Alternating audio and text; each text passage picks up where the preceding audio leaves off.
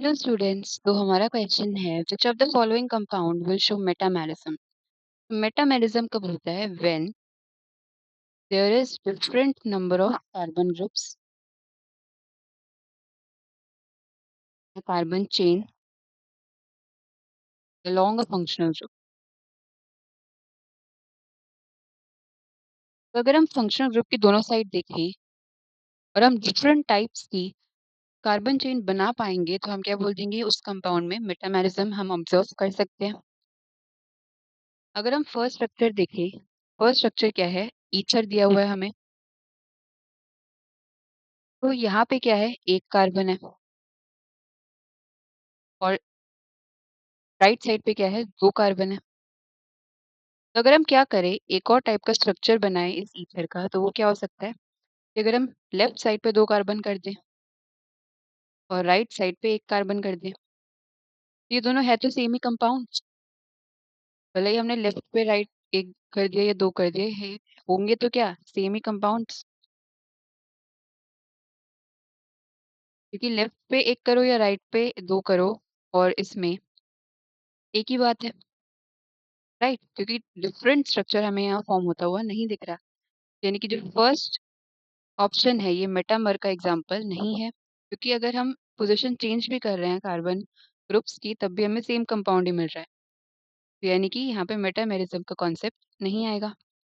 अगर हम second option की बात करें, सेकंड ऑप्शन में तो दोनों साइड सेम ही एटम्स हैं, एक कार्बन है लेफ्ट साइड पे और राइट में भी एक ही कार्बन है। तो अगर हम इंटरचेंज भी करें अगर, तो भी सेम ही स्ट्रक्चर बनेगा, यानी कि सेकंड ऑप्शन में भी हमें मेटामेरिज्म ऑब्जर्व नहीं होगा। अगर हम थर्ड स्ट्रक्चर की बात करें तो हमारे पास है CH3, C double bond O, CH2, CH3।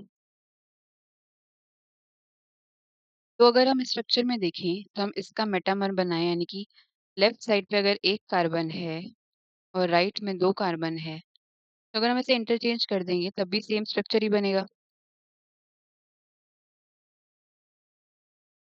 Left में एक कर दो, राइट में दो कर दो, या लेफ्ट में दो कर दो, राइट में एक कर दो, बात तो एक ही है। ये दोनों क्या है? सेम ही स्ट्रक्चर है।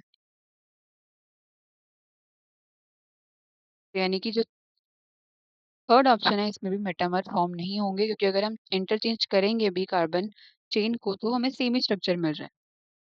अगर हम फोर्थ ऑप्शन की बात करें तो हमारे पास सल्फर है, एक साइड है C2H5 यानी कि दो कार्बन, दूसरी साइड भी दो कार्बन है।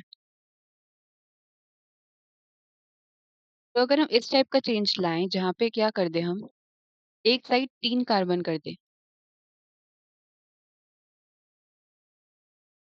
और एक साइड सिर्फ एक ही कार्बन रहने दें, तो यानी कि लेफ्ट साइड में कितने हो गए? थ्री कार्बन और राइट में हो गए वन कार्बन। टोटल हमें फोर कार्बन मेंटेन करने थे, तो हमने ऐसे भी मेंटेन कर दिए। तो हमने क्या देखा, जब हमने इंटरचेंज करा इन कार्बन एटम्स को, तो लेफ्ट साइड पे तीन कार्बन हो गए, यानी कि चेन है अलोंग अ फंक्शनल ग्रुप बदल गई है। पहले हमारे पास दो कार्बन थे, अब तीन कार्बन हो गए हैं। और राइट साइड पे हमारे पास दो कार्बन थे जो एक कार्बन हो गया है, यानी कि हमारी जो नंबर ऑफ कार्बन है along this functional group sulphur वो डिफरेंट हो गई है। तो यानी कि यहाँ पे हमने मेटामर्स ड्रॉ कर दिए हैं। तो हमें फोर्थ ऑप्शन में मेटामेरिज्म ऑब्जर्व होगा, so answer will be option 4। हम रेफरेंस देख सकते हैं एनसीईआरटी में, पेज 341। Thank you.